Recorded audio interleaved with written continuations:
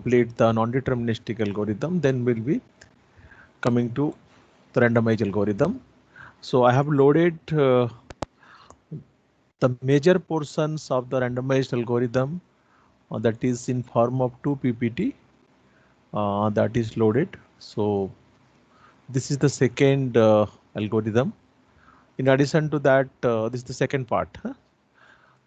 So this is the book actually when we discussed randomized algorithm that is by Professor Rajiv Matwani. I hope the screen is visible to you all. Yes, Yes, sir. sir. Okay, okay, thank you. Thank you. In addition to that, the rest of the material, I think I'll able to do it at the weekend. I'll be sending many materials to the Nitris. Uh, those are collections from different randomized algorithm nodes, maybe 6 to 7 different materials you can find. Uh, we will start with first with non-deterministic algorithm, and for that we are referring to chapter 11 of the Sahani book. Okay, chapter 11 of data structure and algorithm by Sahani.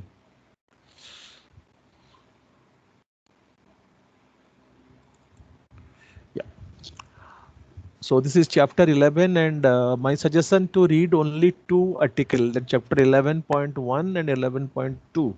The 2 sections are required. Uh, we'll start with that. This what's the basic difference between deterministic and non-deterministic algorithm. You see, in a deterministic algorithm, which is represented by, let us say, a function, because why we write f of n, we write f of n because when we talk about the complexity, this f of n is the representation of algorithm or characteristic of algorithm with a instance n. So we general represent a algorithm as a f of n. So if in case of a deterministic algorithm, it starts with a particular states and it comes to the end when there are the two possibility, either the result which it is going to produce may be answer to your problem for which it is written, or you may reject the answer saying that the answer is not there. So whatever you are finding from the diagram, there are only one exit point, there are one exit point. But if you look into a typical non-deterministic algorithm, so you are not sure. If you come to the root node, depending on the condition, you move to left or move to right. Maybe you are jumping to a particular line. Then some cases you accept, you don't have to cover the full depth. Then some cases you are rejecting, saying that you start operating with a particular instance and you are not supposed to find out the solution. So we have number of accepted state, we have number of rejected state. When you look into the execution, it can happen at any level. Maybe let us say you try to construct a minimum spanning tree. You select a edge first, fine, you are happy. You are selecting a edge second, you are finding, suppose the initial edge is connecting from A to B, and now you have selected a edge called BC. You are happy that it will be connected to BC. Initial edge is from A to B, second edge is from B to C.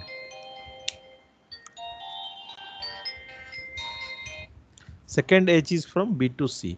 Then you select another edge called EF, and you are finding that the EF is not connected. So you stop construction of the spanning tree and the algorithm terminates. Are you getting me?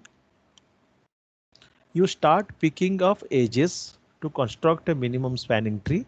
Let us assume that those edges are kept inside a bucket and you pick up randomly. First edge is your AB, second edge is your BC, because I can take only a edge which is connecting to B. Then I am selecting as a EF and I am not finding any connection, so I'll reject it. Or else I am finding another edge C. Second example, I am finding another edge is called AC. If I am going to select AC, the AC is going to form a cycle. So I'll reject it. So if I ask you to write down a non-deterministic algorithm to compute a minimum spanning tree, it will be like that. Okay, you have number of rejection points when you are finding or you are deciding early that solution is not obtained. But by any means, if you land at here or land at the last point, you'll be finding a solution to the problem is obtained. Okay, now The second part, when we define, so here what we try to do, we try to define a randomized algorithm, or you can say this non-deterministic algorithm. One of the constituents is the random function. Okay, then we'll have a general comment whether all non-deterministic algorithms are randomized algorithm, or a randomized algorithm is a non-deterministic algorithm.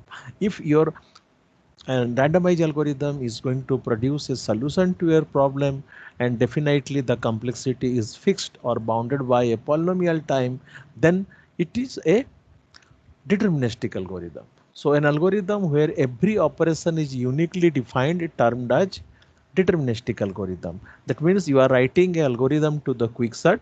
You are selecting first element as the pivot. So it is a deterministic algorithm. You have written a randomized quicksort algorithm where you are selecting any element to be pivot with a probability 1 by 1 by n. So you are not sure which element you are going to select as a pivot. That is a non-deterministic algorithm. So how you do the selection? To select any element is any the particular element to be pivot, is start from the element from 1 to n. So you are selecting any element, that is a non-deterministic algorithm. So if the algorithm contains an operation which outcomes are not uniquely defined, okay, if you run once, it selects second element as a pivot. When you run it for the second time, it may be selecting fourth element as a pivot. When you run it the third time, you may be selecting nth element as a pivot. So that is a non-deterministic algorithm. But when we compare with automata, we can say deterministic algorithm runs on the top of a finite machine, and non-deterministic algorithms are designed for a non-deterministic machine. So as I told in one class, now this is the reality. The quantum computer is a based on NFA or non-deterministic machine, and in general, you know, the non-deterministic machines are the powerful than deterministic machine. So people have got now working on the quantum computing, different algorithms on non-deterministic machine. So we heard about that concept, and we have presented a seminar on that when I was a student on the quantum computing. That is an architectural point of view, but now it is realist. Exists, and people are writing the algorithm for that non-deterministic machine. Okay, but what happens when you try to execute a non-deterministic algorithm on top of a deterministic machine? Actually, that becomes a one type of pseudoness. Actual true randomness is not there. We'll discuss that. Okay, now you look into the how to write a non-deterministic algorithm. You have a choice function. Yes, this choice function is very much similar to what we have discussed in greedy algorithm. Choice is a arbitrary choose one of the element of a set S. You can very well compare to the quicksort when you are selecting a pivot from the array. So there is a choice function. How you choose, whether choice is in deterministic manner or choice is in non-deterministic manner. If I am going to talk about the greedy algorithm, we always made the choice in a deterministic manner. Okay, either we construct a min heap or max heap. You know, the top element, the root element is my item of selection, and there, that's why I say remember one line. If you are writing, or if you are capable of writing a greedy algorithm, in the next second just modify that only one line, it becomes a randomized algorithm. Again I repeat, if I ask you to write down a algorithm to construct a minimum spanning tree, so you are replacing only that choice function from deterministic to non-deterministic, then there is a failure. Failure is, that is, unsuccessful completion. That means before computing the solution, the algorithm terminates, and you are in a position to say that the path, or the path which we have taken from start node to goal node is not going to yield a solution. So that is a failure. Failure I have just explained.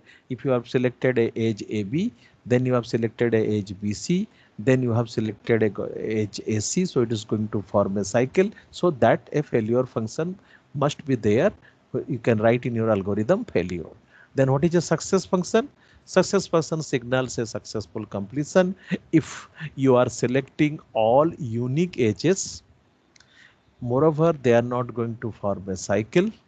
Third, How many such edge you have selected? N minus 1 edge. In addition to that, you are checking one more condition. All vertex are connected. So that is a successful signal.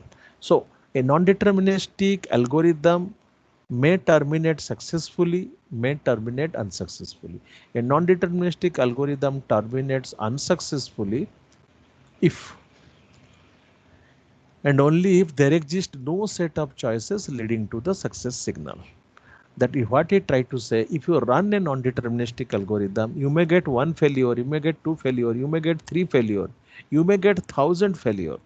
But if a solution exists, maybe in 5,000, 6,000 run, you at least find one solution because the solution exists. And if such thing is not existing, then we will never get a solution. That means we go back to the problem definition because we try to attempt to a problem where solution exists. So that's why this debates closes there, because I'm attempting on a problem where solution is possible.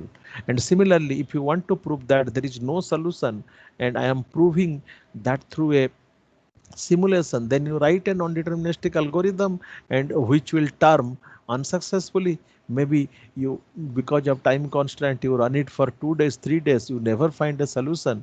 You can say maybe a solution exists, but I have tried 1,000 times, I have tried 4 days, it is unsuccessful. Now, these are very simple things. This is a searching algorithm which I told I want to search a particular value. So the elements are stored in the array starting from 1 to n, then this choice actually is a function where I am generating a random number in between 1 to n. So that goes to the variable j. Then I would directly jump to the location aj to compare whether it is equal to x. Then if it is equal to x, I was searching for the item x, then it is successful, then otherwise it's a failure. So this is a simple non-deterministic algorithm for searching. Non-deterministic algorithm for searching. Know what it is, nowhere it is mentioned linear search, because it cannot be linear. It is going to a random location. Now, the non-deterministic algorithm terminates unsuccessfully if there does not exist a set of choice leading to signal and the time required for the choice function. This is very critical. Suppose you want to select a choice. This is advice. It should take a constant time. It should take a easy step. With very little bit of effort, you able to make a choice. Otherwise, this choice function, if you will select a function which requires another algorithm to execute to select, it will lead to, it will add a overhead to your algorithm. A deterministic interpretation of non-deterministic algorithm can made by following unbounded parallelism in computation. Why this line is important? So we have taken a deterministic algorithm, but when you try to implement on our computer, which is a deterministic machine, we did some compromise, either in terms of iteration or in terms of number of trials, or you, very simple word, you set a condition when to stop the algorithm. You are not allowing the algorithm to run actually in freely for infinite run. Okay, we always bounded it. Try it for 10 times, 20 times, 30 times like this. Okay, so that's why it says it is allowing a unbounded parallelism. Of course, it's not our scope to discuss a unbounded parallelism. So now come to a sorting algorithm, which I was trying to explain you in the last class. This is taken from the Sahani book. And this is, you know, AN is the given array with an element, right? Then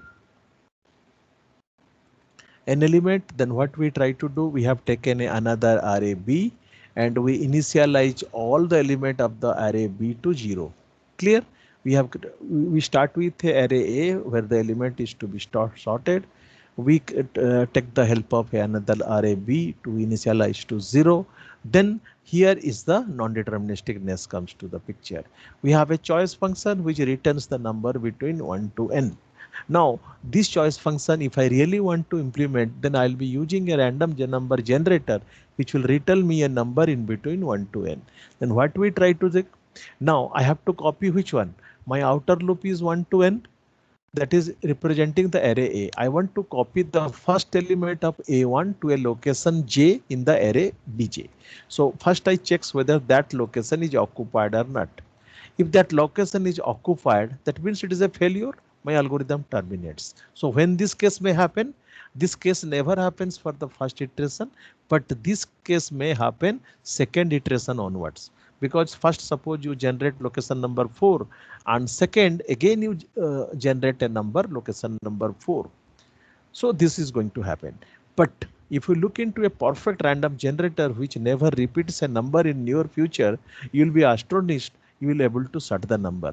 So my suggestion from the very beginning, from the randomized algorithm, please write the code. You have to write the code. Those who have opted in the library lab classes, it's a very easy. In one class we complete 7 to 8 randomized algorithm with very easy steps, and you will have a feel maybe 10 run, 15 run, 30 run, how it comes. Okay, if possible, I can have a demo also. I can run in your theory class using your Scilab and others to show you. Let us look into that. After completing this, I can try that one.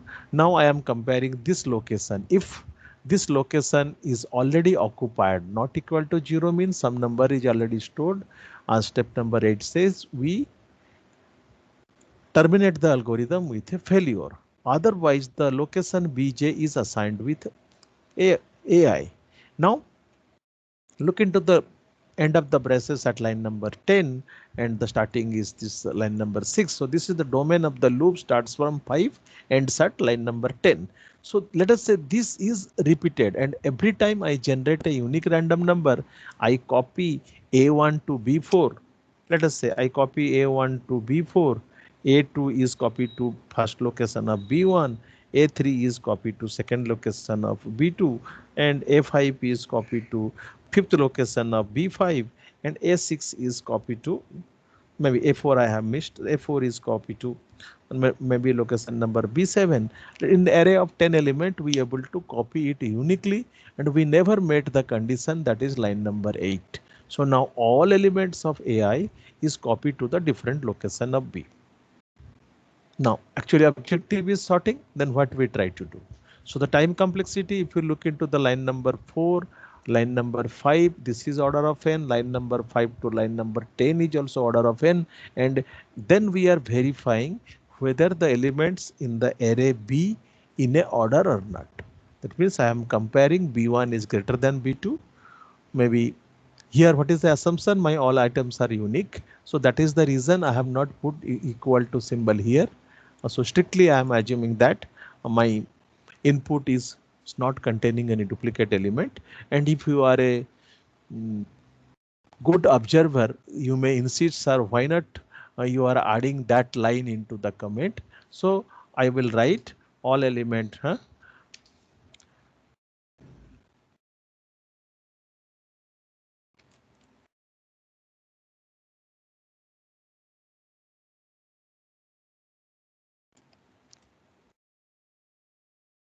Okay, so this is actually what we normally miss in algorithm when we write. We always try to write down the algorithm while writing program. Also, we in general skip the validation part, input validation part. Fine. So now, if we will find that every element of bi is greater than bi plus 1, then it's a failure because I'm expecting them in the proper order. If any element exceeds, it's a failure. So this condition comes depends on your it depends on your array whether you are sorting ascending or descending. Similarly, this condition you may include because or may not include if you depending on your content. If you are looking into it, say less than equal to is true, right? So depending on the choice, you can modify or comment on the algorithm. If you never encounter this condition, so you are coming to the success. That means all elements are randomly put into the array B, but they are sorted. So this is a small example of the non-deterministic algorithm. Now come to a non-deterministic algorithm for 0-1 knapsack problem. I hope you remember when we talk about 0-1 knapsack problem, P is the profit and W is the weight associated with individual item.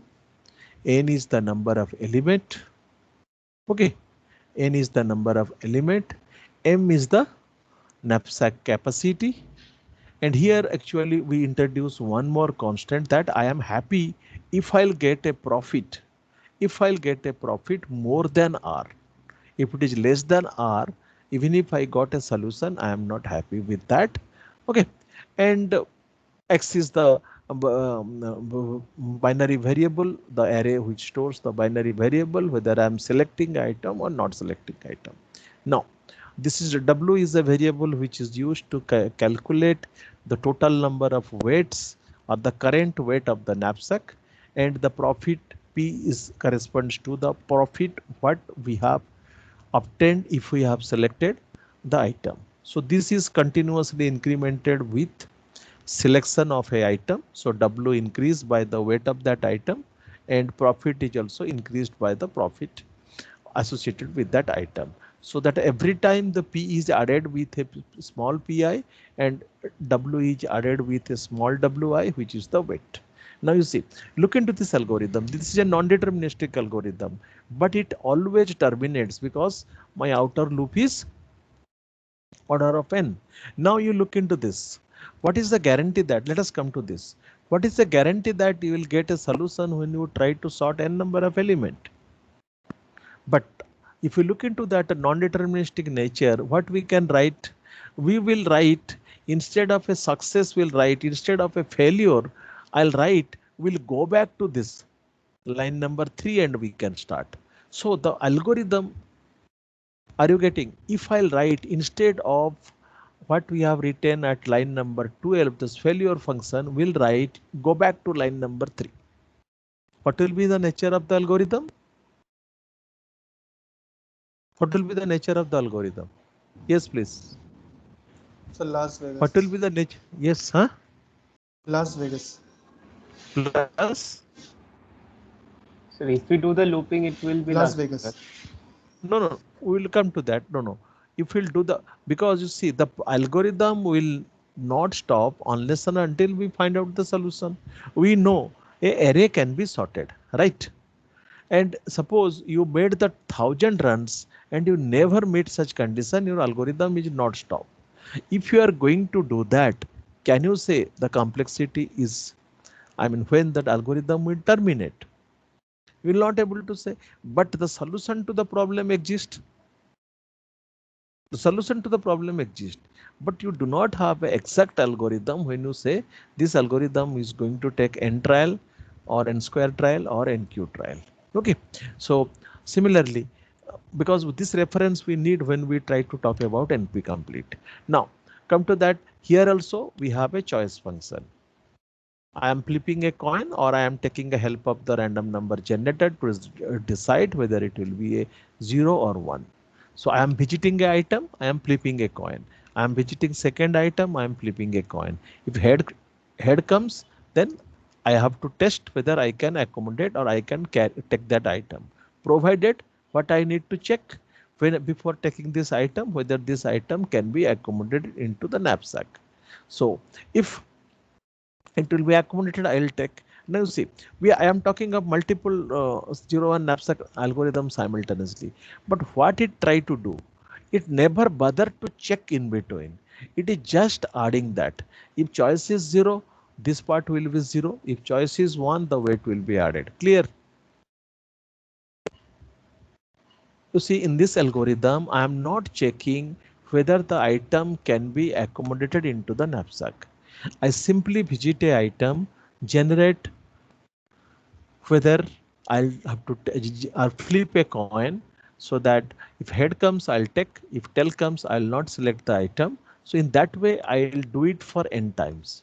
Look into the line number 4 and line number 8 is the domain of the loop. So I have selected, let us say out of 4 items, I have selected first, second and third. Second item I have not selected. Okay, so that will be added to give a weight W and that added to give a profit. Then I am checking. Then I am checking. Okay, then I am checking. If the total weight which I have calculated exceeds the knapsack, it cannot be a solution. Let us say this is the second constant we have introduced. I am looking for certain profit.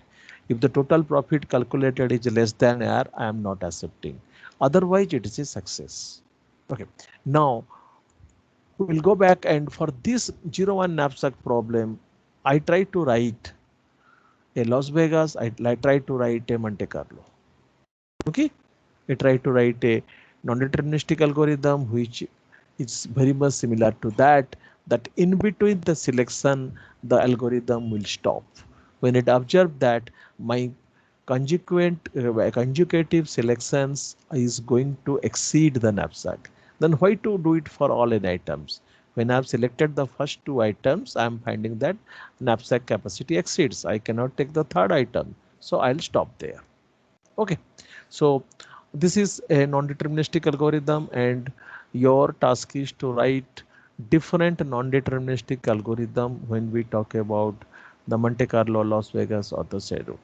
Okay, now this is I've not written the algorithm because it will be little bit of complicated.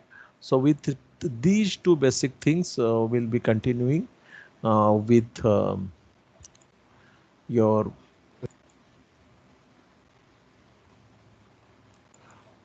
randomized algorithm. Okay. Hello, sir. Yes. Hello?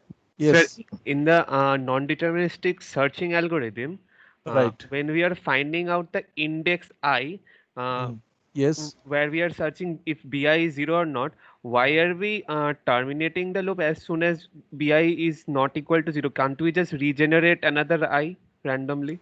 That's why I'm saying if you write, because here I want to say my algorithm is polynomial bound. Okay. If we'll do that, can you predict the termination time? Your algorithm never terminate. Got it? Yes, sir. Every time you try to generate an index and you are finding you are not reaching with that system, so you try, X is present, you try to search that, and unless and until you find that element, you are not going to stop. Got it? Then in those case you can write like this, you go on searching, not a issue. But you cannot say when the algorithm will terminate. So is it a polynomial bound? No, sir. Is it a polynomial bound? No, So sir. we can have two different type of algorithm. Okay, if you want a algorithm should actually we are targeting to those algorithms where a polynomial bound should be there and we'll able to find out the solution to the problem. That is very good. As you can write like this, and the same thing also you can write for the sorting algorithm. Okay, if the array is not sorted, go back and try it. Okay, there are two algorithms are possible. One is fixed polynomial bound.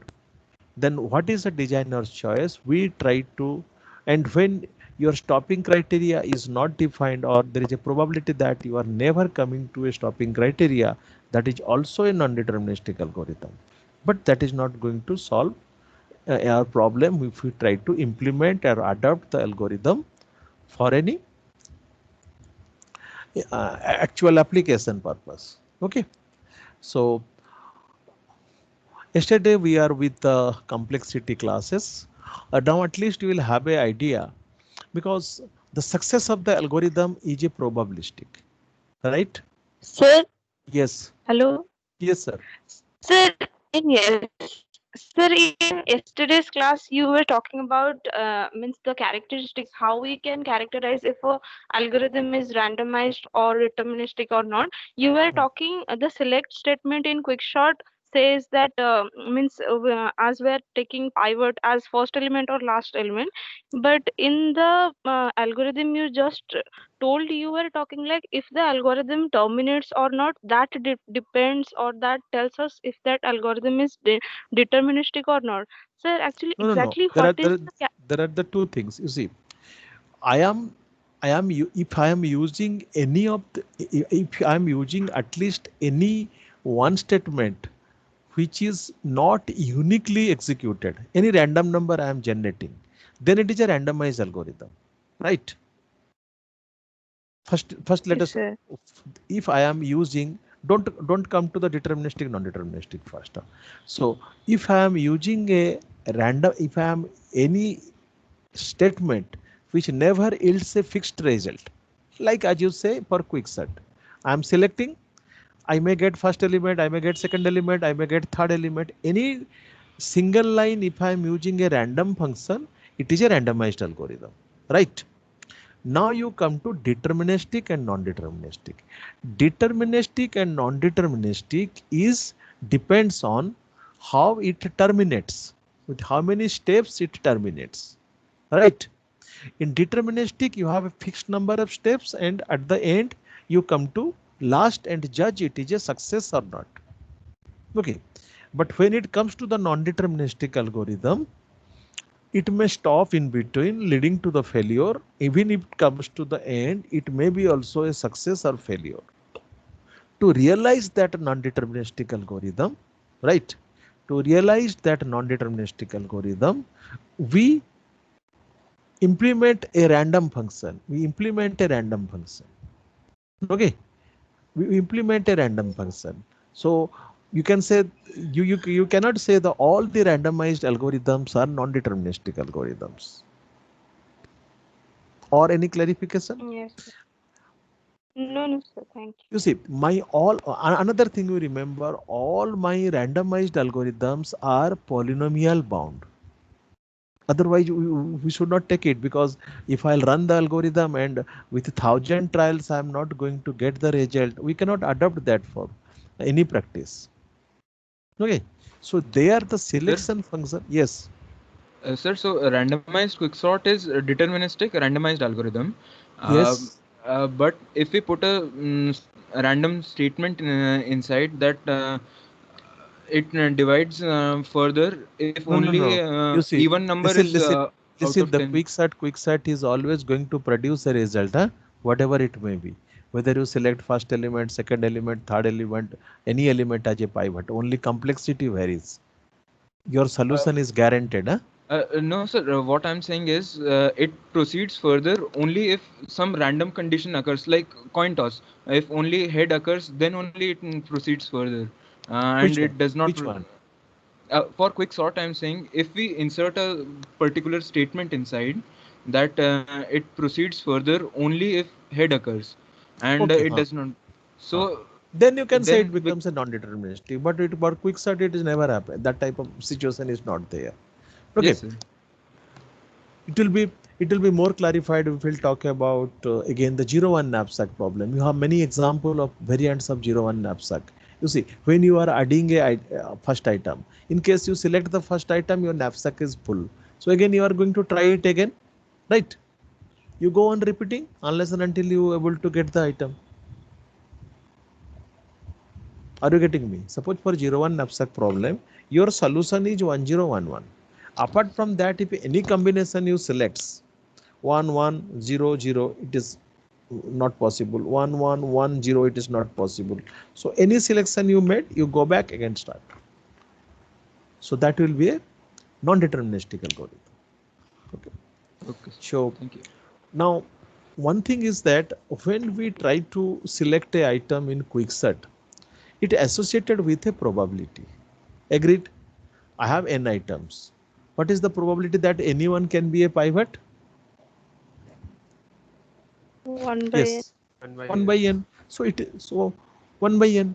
Okay, and depending on that probability, your searching time is decided. Suppose you are selecting a item randomly and it becomes a smallest element or the largest element. So complexity will increase. So instead of saying the complexity as a function of n, what we learn in conventional complexity, the complexity expressed in terms of the size of the instance. Agreed? We write a sorting complexity in terms of number of element. Right. Now here number of element is not only not the significant criteria for deciding the complexity as well, because of the randomness or because of some random event occurrence, the algorithm when it terminates, it is going to be affected by that. Okay, so that's why these all these classes, this particular probabilistic is considered. Now you look into this. Yesterday I was trying to explain these things. Let us look into this. in terms of 0-1 knapsack problem. Okay. So what is sigma? What are the element of sigma?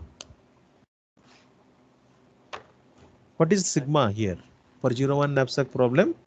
Entire power set. Zero No, was no. Listen, sigma is the 0 and 1 terminal symbols. Okay. Clear? Yes, sir. Sigma is the terminal symbol. What is the language here? I have 3 item. A 3 item knapsack problem. What is the language?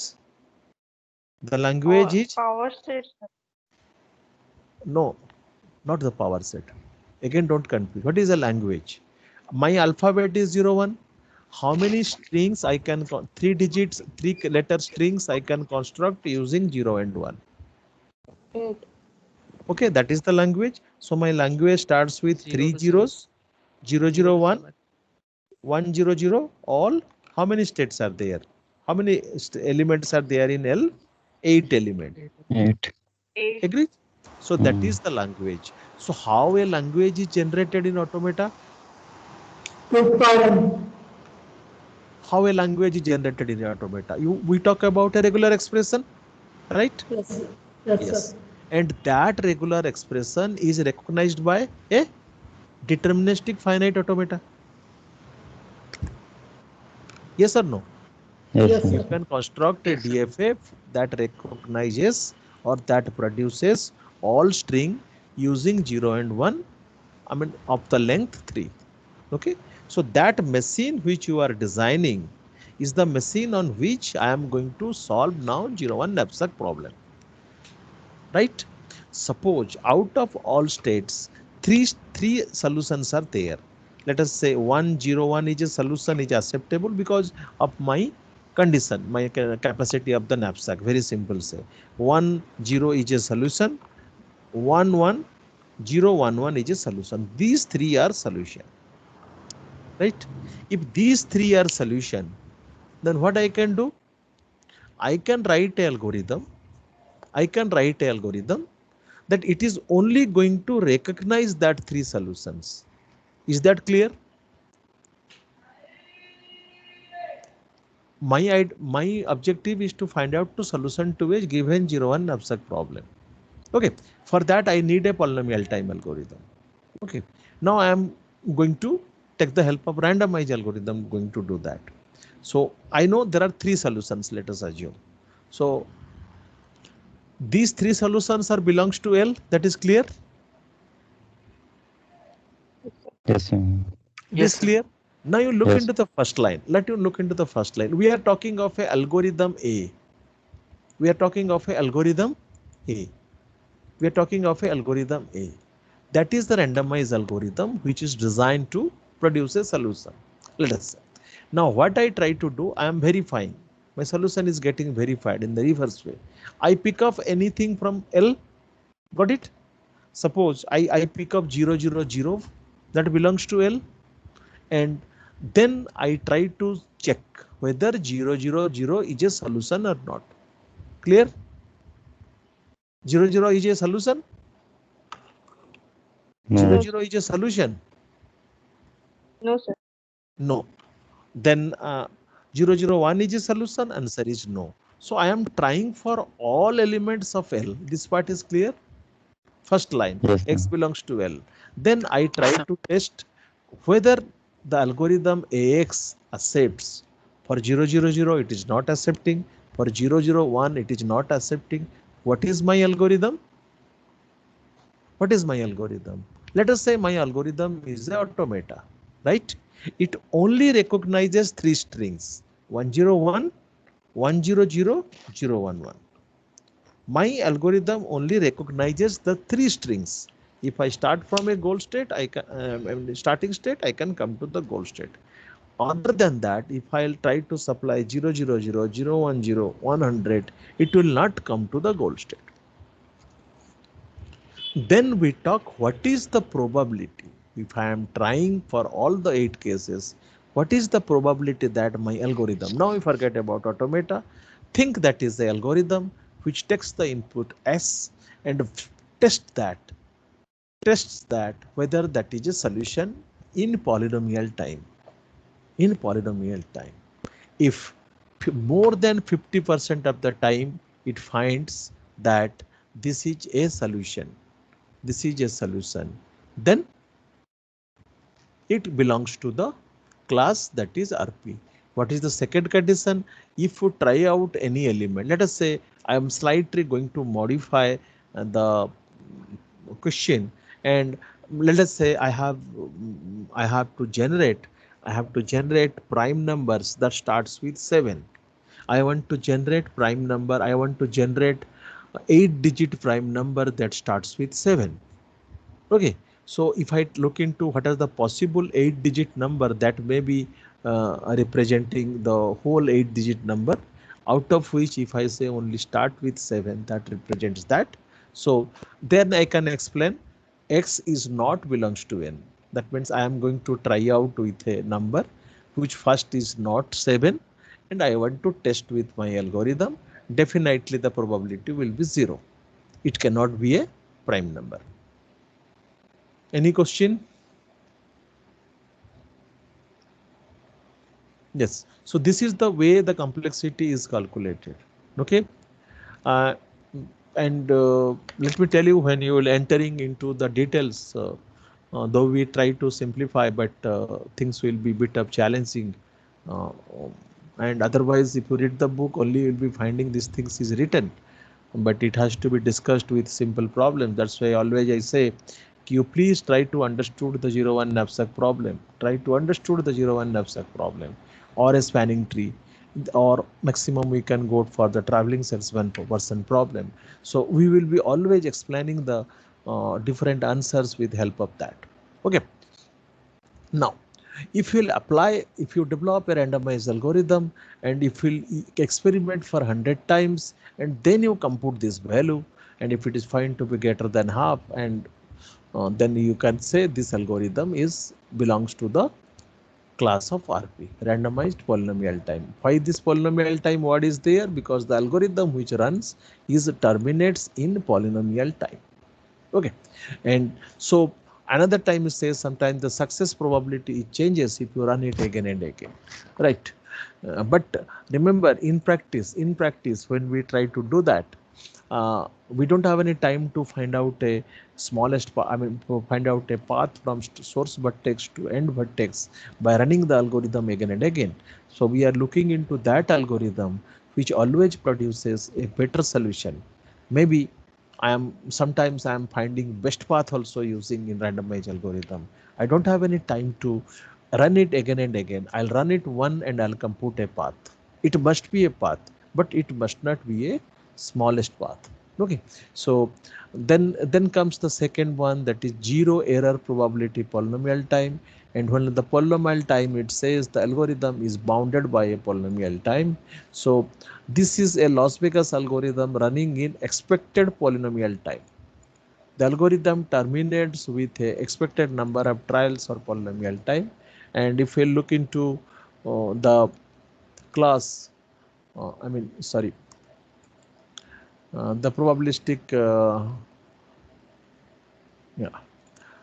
the ZPP, and we are trying to address the problem is like this. Suppose L is a language, cox is the complexity class if and only if complement of this. You see, this star is, what do you mean by this star? What do you mean by sigma star? All possible strings? Yes, sir. Yeah. Clear?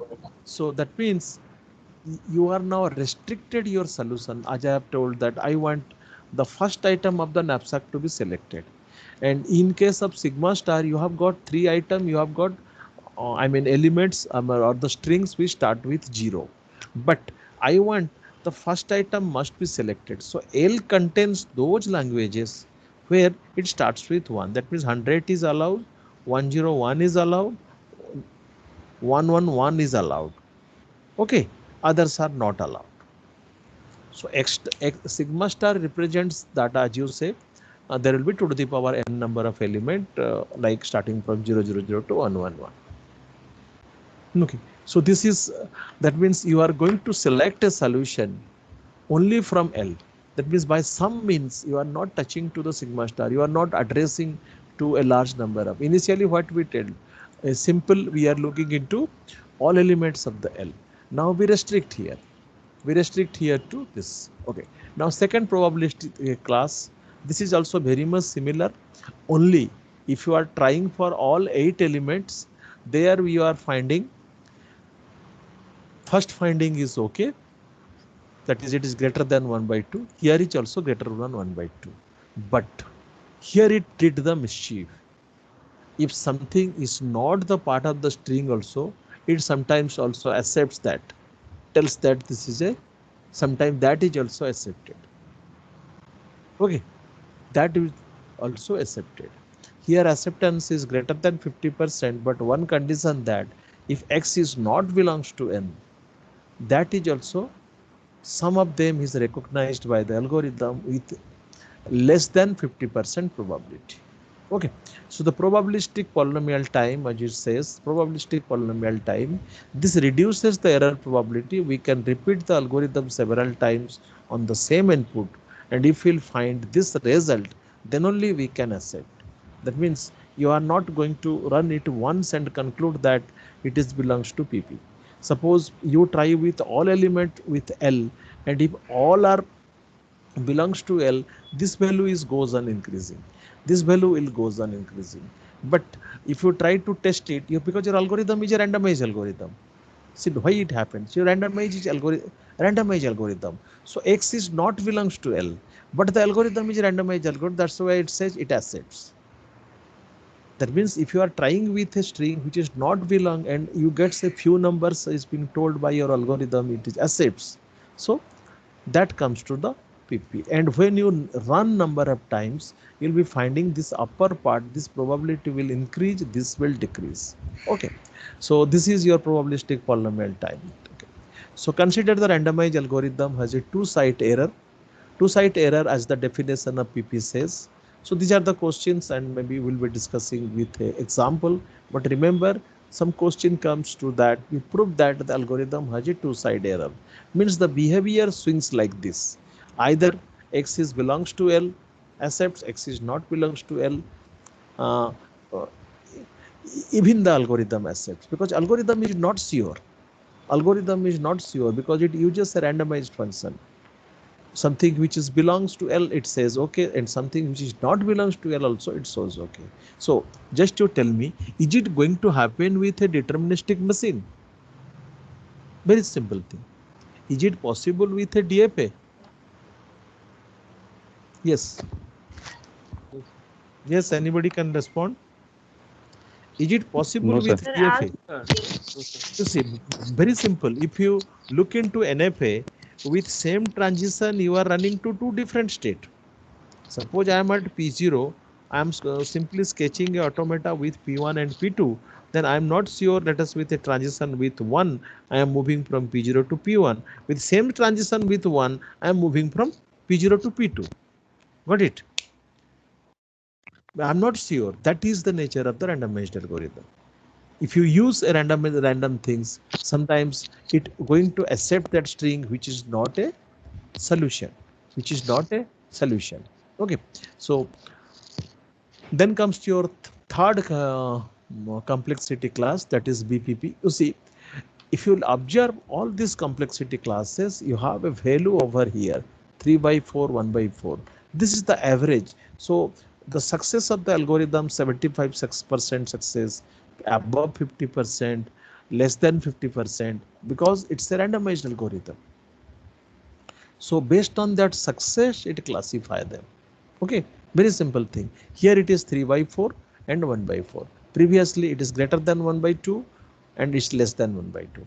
Now it comes to the more accuracy, greater accuracy. 3 by 4 error is very less. Error is very less. Okay, you are talking to an algorithm, give me a prime number.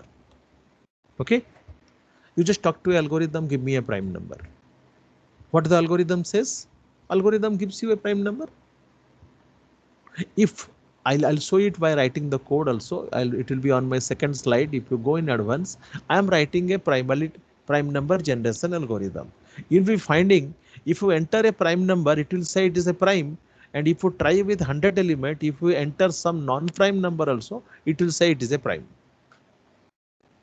Maybe I can jump to the second slide to show you that. Okay, so this is the success is measured like this, and this is has got a bounded error probability, and the probability of the selection is involved on that. But this is sufficient that if you remember, it is greater than 3/4 and it is 1/4. Okay, so the bounded error probability for the class of algorithm, the error probability can reduced to half of the n if the with number of iterations or number of cases. So the objective is that to reduce this part as much as possible so that algorithm is good. And if you increase this value, algorithm is good, or reduce this, algorithm is also good. So you need a greater success, you need a greater less failure. Less failure means you can look into the particular item like a random number. I'll just jump to the second PPT before we come to the discussion, so that Sir, you can. Yes. sir, doesn't that mean that the first one, the random probabilistic approach, is the best one because it has no error? Like Yes. it's giving 50%, but it has no Yes. error. Yes. Yes. But when you look into like a, I want to write a cryptography algorithm. Okay. I want a random number, and you must supply the random number to me. Got it? But actually, we don't have any random number generation algorithm. We generate a number and verify whether it is a, sorry, in a cryptography prime number, we verify the number to be prime or not. Agreed? Do you have an algorithm which produces prime number? Any of you know you have an algorithm that produces prime number? Any of you know algorithm that produces prime number? What you will do if I'll ask you to write down a 32-bit prime number or a 256-bit prime number? Can anybody write?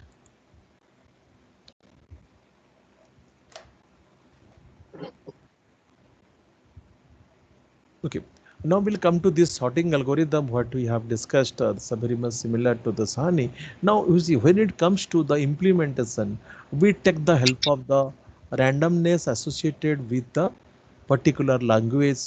And here what I have written on the top, replace this choice function with uniform distribution that returns a number between 1 to n.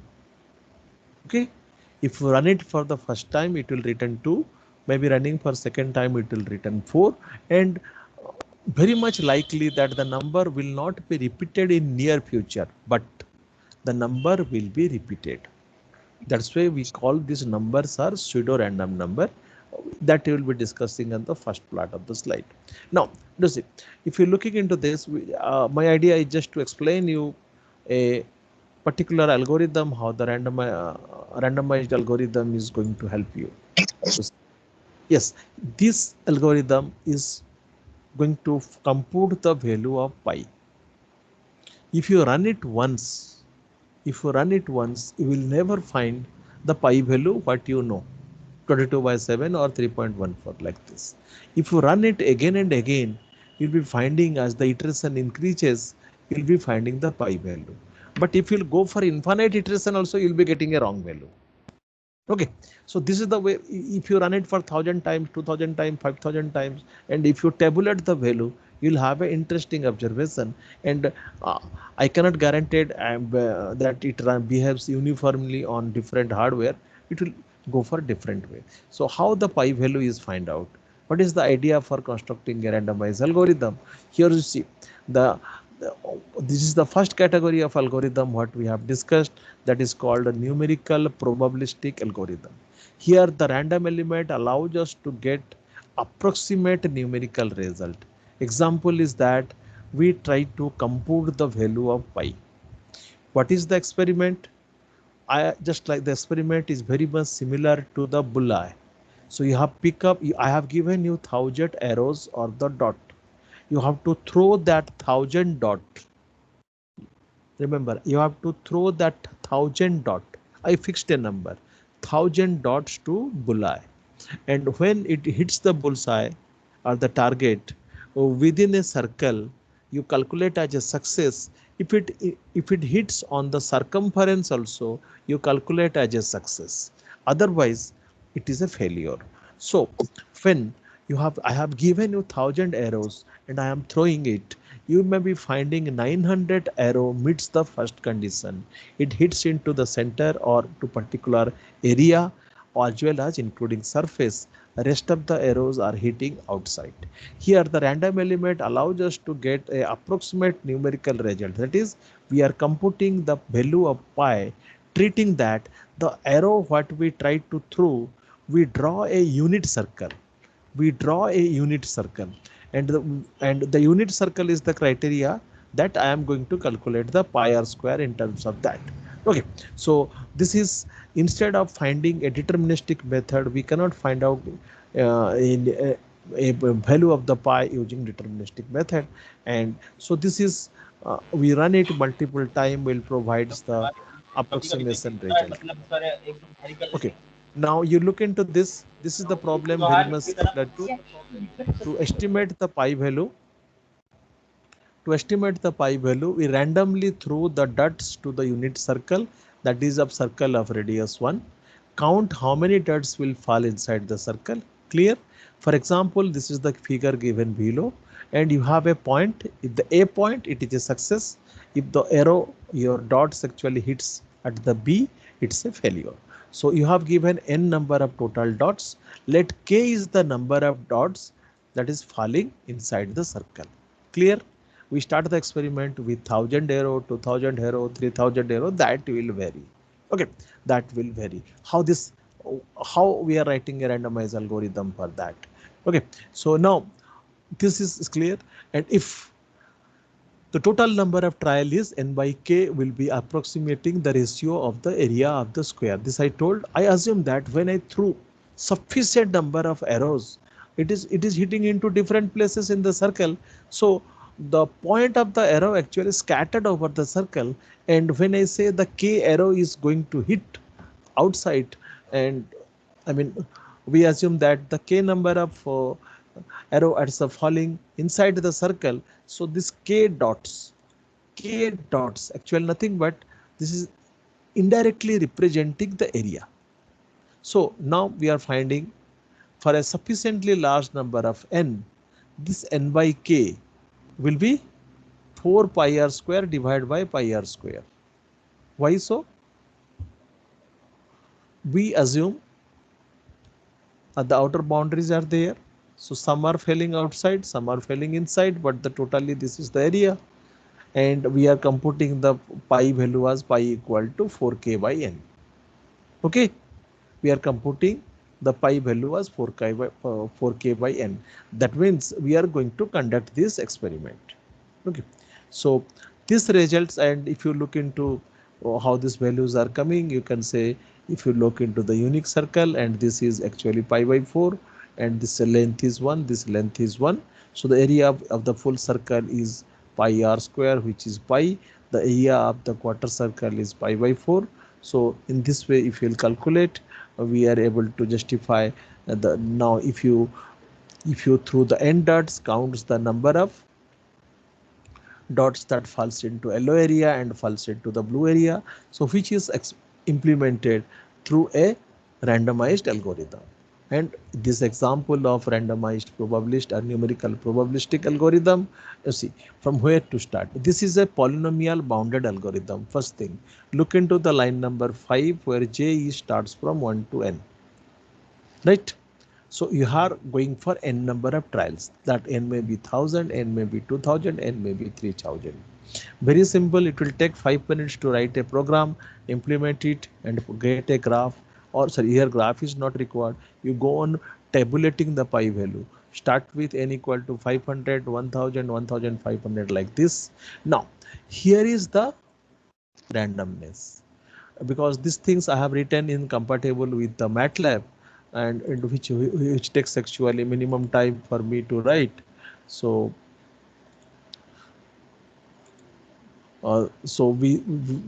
we select a uniform distribution.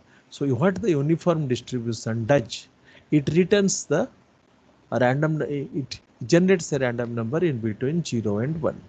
So this is uniformly random number between 0 and 1.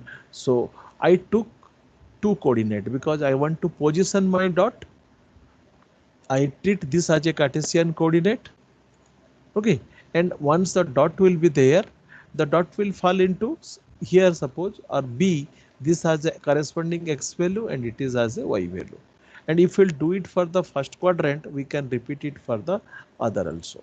Now you look into this, and we are going to do it. We generate a x value, we generate a y value. That means my dot lands into the area that is x comma y. And when I am going to calculate the distance and the distance of the circle, so if x square plus y square is less than equal to 1, that means I am calculating the distance from the origin. My origin is 0, 0. My dot falls at the position x comma y. So I am calculating if it is less than equal to 1, then it is a success. K equal to k plus 1, that is number of dot hits the target either within the unique circle or it in the circumference. So finally, using this, we calculate the value of pi. We calculate the value of pi. Here we took the help of the randomness at 2 different places. Right? This is a simple algorithm to design, and depending on you can do it in a different way. You can take the help of the different random function to do that, and so that you can simulate to get the result. Okay, so this is the steps for the program design. If you try to implement that, I don't have anything to explain on this. So now this is the question of simulation related to the pi. I have added few questions to that. Now this is another good example of a numerical probability algorithm, and you know the integration is area under curve, and if you try to find out the area under curve, this is very simple. This is the curve, and you remember we are doing a approximation. Actually we are interested for this area, but when we try to approximate, we go for the this area. So let f be a continuous function from 0, 1 to 0, 1, because this is a function with starting from interval of closed interval from the 0, 1 to 0, 1. So then the size of the area bounded by the curve, if you look into this, this is the area and this is the area. So this is, we talk a unique square, unit square we have taken. So now if I try to find out the area, if f of x is going to represent this, and so my area which I am calculated, the x varies from 0 to 1 and f of x dx, so that is going to represent the area under curve. This is a simple definition of integration. But what happens in practice, we can adopt the similar approach. We can throw a dot. If the dot falls here, it is a success, or in the top of this line, or if it falls in that area, it's a failure. So using this approach, we can calculate the area under curve. That is the value of an integral. Look into this. I have f of x. I am computing the value of integral. So any integration you try to solve or try to find out the solution, provided that this limit is available to you to 0 to 1, we can write a program to do the computation. So here the result what we are obtaining in terms of a numerical value. So this is the example of a numerical probabilistic algorithm. So we take the help of the randomness twice at calculating x and y. So we calculate like this. So it's a very simple thing. Now again, instead of looking into a rectangle whose is this point is origin, we are looking into a rectangle which is any general rectangle or any rectangle in any Cartesian coordinate. So the area starts from A to B. The x varies from A to B. Somebody may ask why I am writing AB here. My x varies from, this is the x-axis, my x varies from A to B. So integration of A to B f of x, because this is the graph represented by f of x, and the area under the curve is integration from A to B. So this is also similarly can be find out here, as this is earlier it was in between 0 and 1. So I was generating a random number between 0 and 1. Here we are generating a random number between A to B and C to D, because we are expecting a X value which will be in between A to B. We are expecting a Y value which is between C to D. Okay, so randomly we are generating two coordinate. Randomly we are generating two coordinate. This is also very much similar. If you'll go on changing the n, you'll be finding the result vary. So you may run it for 100 times, 200 times, 300 times, and you can find out the solution, and you'll be finding sometimes it will converge to a point, and if you'll go for more number of trials also, the result may not vary, and sometimes it shows some behavior, like if I am going to talk about a coin and others, you'll be finding a jitter. Suddenly it jumps into one side and you'll be finding a jitter like that. But here what we observe, we don't find that value. It ultimately stabilizes up to 3 significant digit, 4 significant digit. So these are the example of the numerical probabilistic algorithm. Okay, and under the Monte Carlo algorithm we have probability testing, and interestingly probability testing algorithm, actually we have to test a number to be prime. We are not actually generating a number to be prime, and I sincerely request this probability testing must be implemented.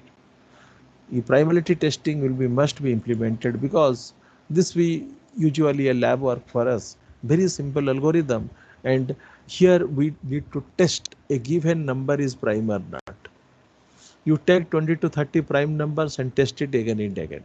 You'll be finding how how many times this algorithm says it is true.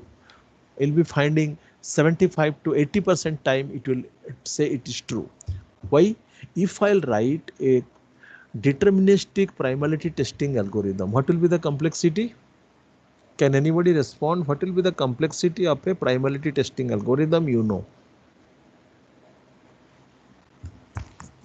Yes. Root What will be root n? yes, sir. Root n. But in practice, this n is very larger. So root n.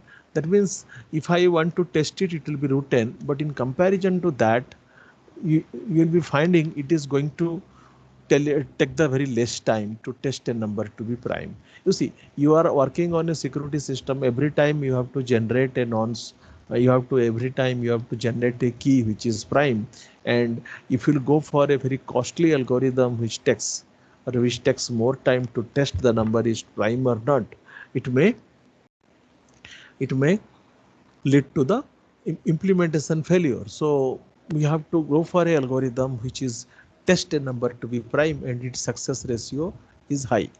Okay, so this is the algorithm we implement, very simple algorithm, and you can find that some people get 75, some people got even 80% of time it says the number is correct.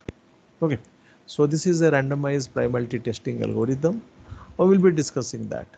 I've loaded everything to your team so that you can have a look into that. Then we have a majority element problem. I've not added here. I'll add that algorithm, because this algorithm I need to write actually in Sani notation. So I'm not added. I'll be updating this thing. So under Las Vegas also similarly we have identifying the repeat element and 8 queen problem. This is the example is to be taken, and how to find out the repeat element. So, okay. So we have more thing to discuss on the first part of the slide, that is your source of random number, nature of the randomness, and there is something your how the real random numbers are being used in lottery and other cases. So just for a quick look into that, you have a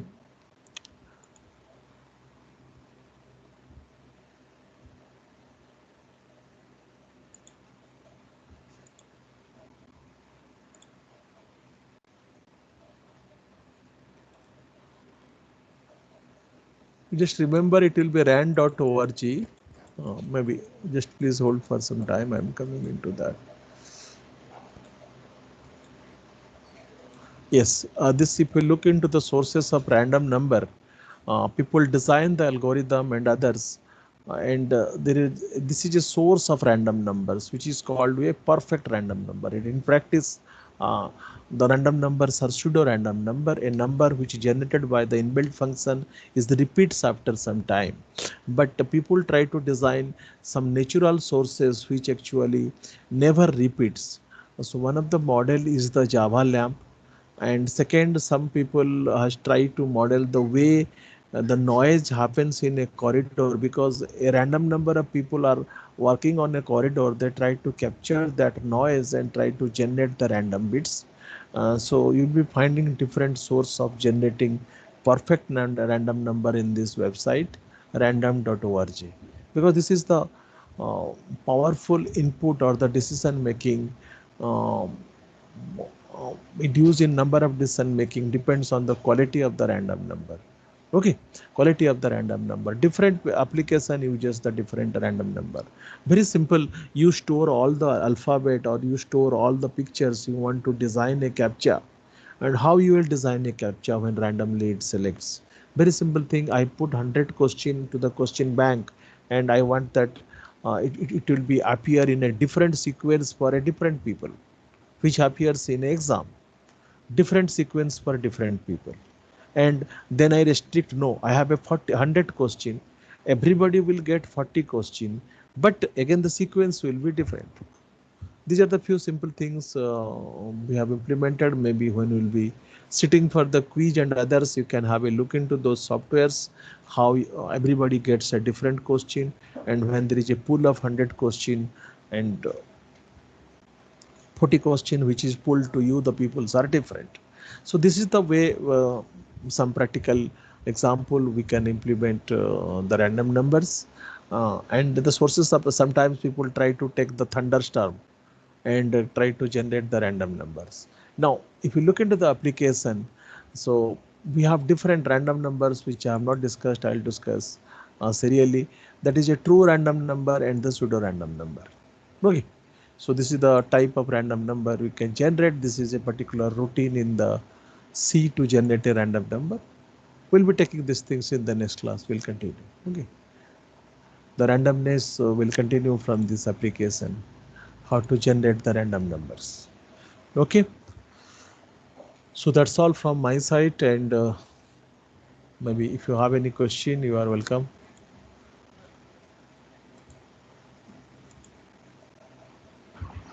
Sir, can I Yes. have the recordings of last lecture, sir? Recording actually you people are doing na. I have not started the recording. Some of your friends have started the record. I think it is by default available to the MS team. It is by default goes to the Sir, team. no, sir. Yes, somebody recording, somebody has started. Maybe any of your friend has started. Maybe you can form a group and populate. Recording I have not started. I have not locked that option. I have kept open that option. I think some of your friend have started the recording. It goes to the team. It goes to the team and it is available. I don't think recording has much to do when we come to this type of topic actually. We try to put much details on that, and we are disseminating the material in advance. If you just have a look into that and you can ask your query. Okay, let me check whether which materials are Okay, loaded sir. to Okay, the sir. OneDrive. But you can very well ask. You go through the material. If you have a question, you can ask. And please remember the slide materials. Though we try to make it sufficient, not like a typical slide, but you have to refer to the reference material which is loaded. Okay. Today I have loaded one material. I am going to provide you more materials on that. And in general, you'll be finding these 10 to 15 algorithms are discussed throughout the different material from the different author. Okay. Okay, sir. Sir, Yes. yesterday you said you'd give your email ID to remind you about uploading the greedy Yeah, material. yeah. I'll upload actually, because I told that I have trapped with many problems. Huh? Okay, sir. Maybe I don't know. and I have loaded with maximum classes, that is 2 class, because I am heading one unit. I supposed to get 1 class only. So there is on 19th there is minister program for inauguration of a building and mobilizing the internet others. So I think weekend I will do that. I remember I have to load. If I am not going to do it, you are welcome. You can tell me in the, you can remind me on Monday class also. Okay. And that I'll post through the Netris. Yes. Yes. Sir, quick shot algorithm also. A quick set. Today I was actually trying my device so that I can explain you in the board. A quick set I'll share. Whatever you want of the UG material, you see from my side, we distribute all the materials. The reason you know, if I'll distribute, I'll prepare something additional next time. Okay. So we share, it is always available. If I'm not going to do it in Saturday, you please remind me on Monday. Huh? But I remember the first half Saturday I have occupied. I'll do it in second half. Yes, please. Huh? Susri, bolo. Sir, can we say, yes, sir. Sir, can we say the time constraint of finding an algorithm is non-deterministic or deterministic is limited to polynomial time as we are using randomized algorithm? No, I could not get you. Your time constant. What you want to say? Yes, sir. You said randomized algorithm is always takes polynomial time constraint. No. Yes, all Sir, the in the randomized algorithms are polynomial bounded. We are going to terminate the algorithm in fixed time, but the success of the algorithm is measured by these 4 complexity. Right? This is clear? It's a polynomial bounded. Okay, you can say this algorithm is going to terminate in n trials or n square trials or nq trials. Clear? yes, sir. Now look into, it depends on the instance. Okay, some instance it is fixed. Now you look into the sorting algorithm. Okay, what we have discussed, that was terminating in polynomial time, but we may get a solution, we may not get a solution, right? But what you did, you modify in the last line. If the array is not sorted, you redirect the control to the line number 3. Got it? Can you say when the algorithm is going to be completed? In either cases, sir, 2 cases. One is time constant, another is when we find the array is sorted. 2 possibilities, I think. Yes, no, array access is the solution. When we are finding the array is sorted, the algorithm which I have shown you, that I have completed n times, whether it is a success or failure. But when I am looking for a solution, I am not looking into the failure. Okay, I'll modify the algorithm such a way that when, if the array is not sorted, the algorithm will go on repeating. But I know there is a solution, right? I know there is a solution. Can you tell me it is comes under which category? We have discussed 3 problems. Okay, one is a trackable problem, one is intractable problem. What it says, I do not have an exact algorithm, okay, but the solution is there. So the example which I have shown, this is a case to say that there are 2 situations happens. Either it is a solution and it is not a solution. So termination is outcome from any point. That is a non-deterministic, right? You may not come to the goal state, last state. But it is again polynomial bounded. But if you look into only solution, you can say go on repeating. Maybe it is repeating million times and the array is never sorted. Then what you can say about that complexity?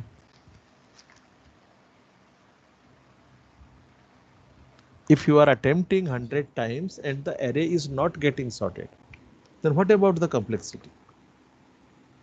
Yes. Polynomial. How it is polynomial? You cannot say na it is n times or n square times. You do not know when the algorithm is going to be completed. When it terminates. It terminates when the solution is obtained. Yes. No, sir. So you told Yes.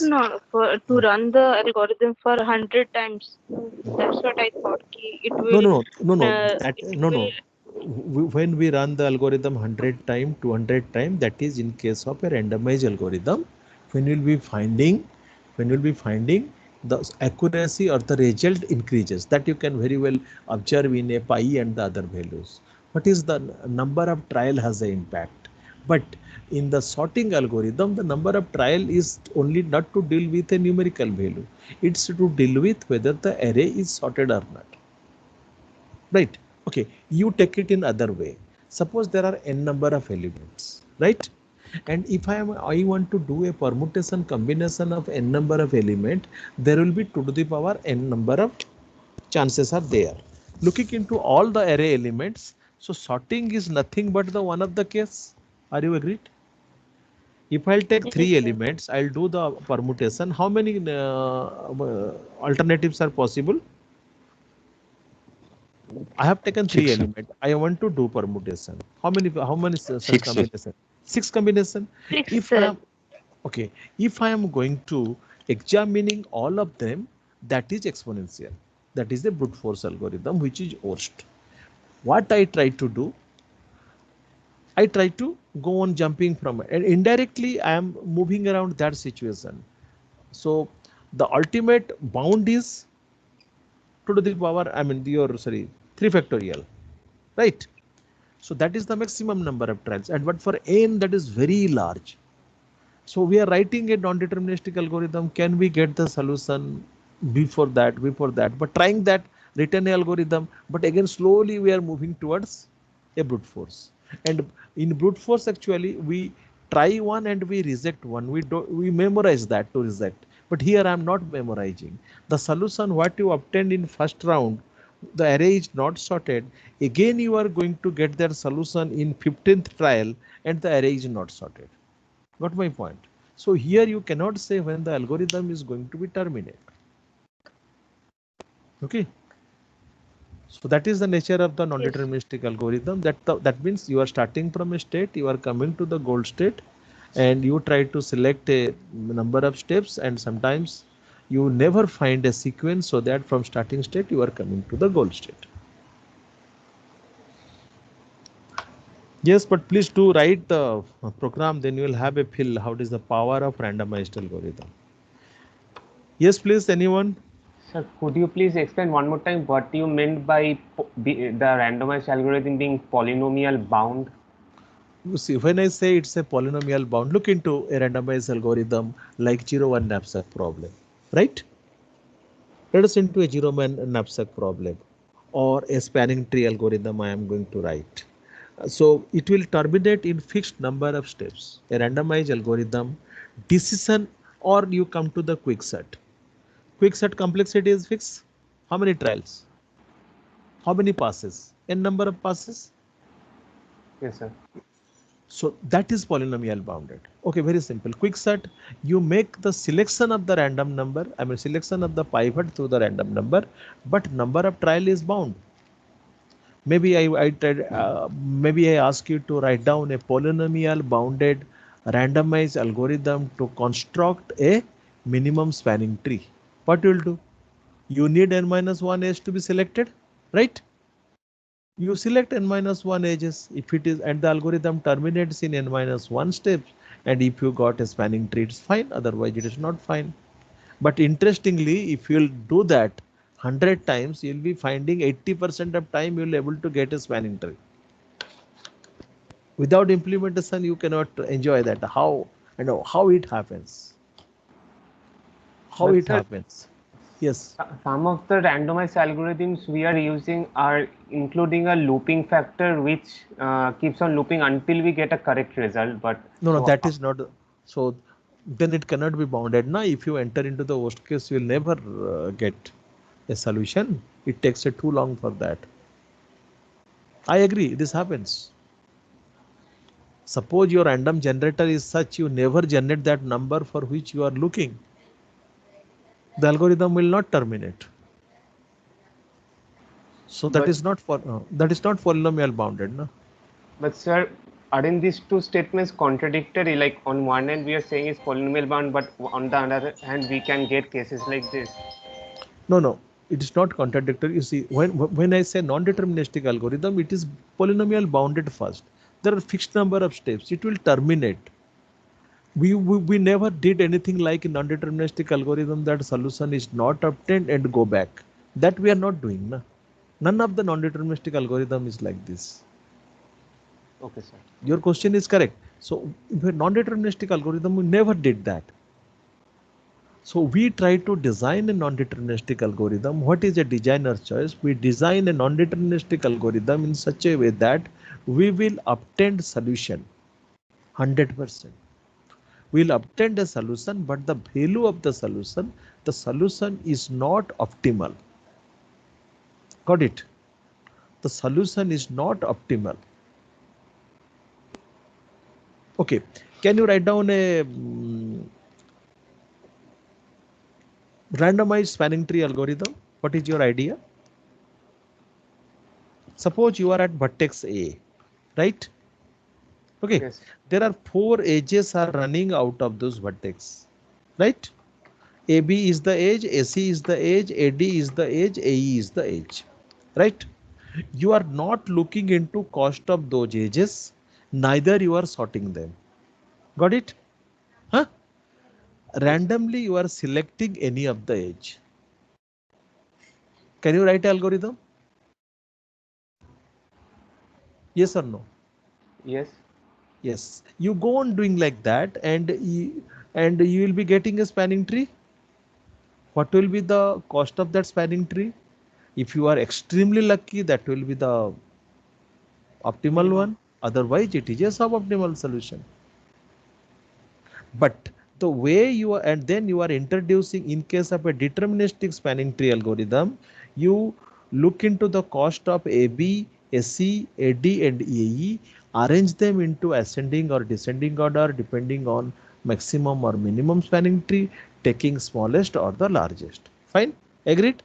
Instead of doing like that, you are just selecting a edge out of available 4 edge, which I meant to say you are generating a random number between 1 to 4.